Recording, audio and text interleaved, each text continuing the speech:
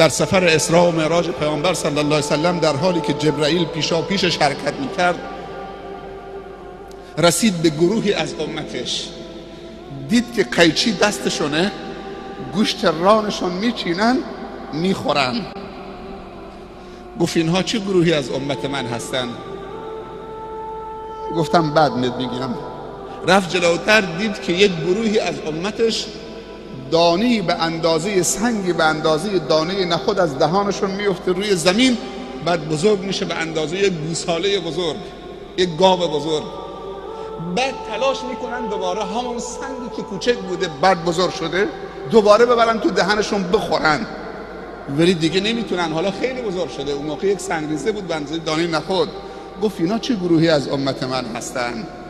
البته سوال خیلی زیاده. عجایبی که دید پیامبر صلی الله علیه و سلم در مسیر راهش، همین میگفت بعد بهت میگم. من این دوتا رو میخوام بگم. غیبت عامل تفرقه است. گفت اونایی که با قیچی گوشت رانشون رو میشیدن میخوردن، اونها کسانی از امت تو هستن که شغلشون غیبته، به هم زدنه، پشت سر این اون صحبت کردنه، دنبال نقطه ضعف مردم و عیب مردمه. و اما اون گروهی که به اندازه دانه نخود سنگریزه از دهانشون می آمد بیرون بعد بزرگ می شد، گفت اونها کسانی هستند که زنها و مردای عفیف پاکدامن را بهتان می زنن و امنیت و آرامش رو از جامعه می گیرن.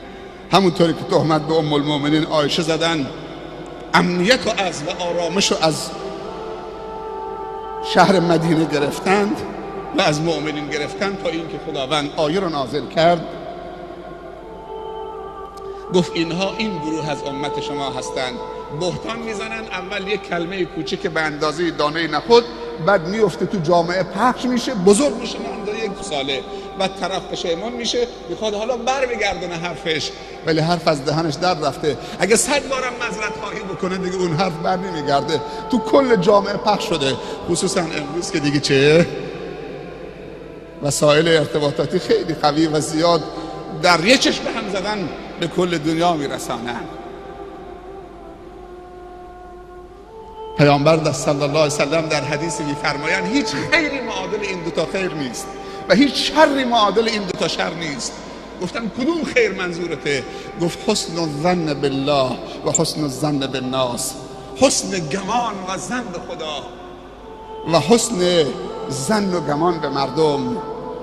و هیچ شر معادل این دوتا شر نیست، بدگمانی به الله و بدگمانی به خلق خدا و مردم. اینا سبب نفرت و دوری می شود.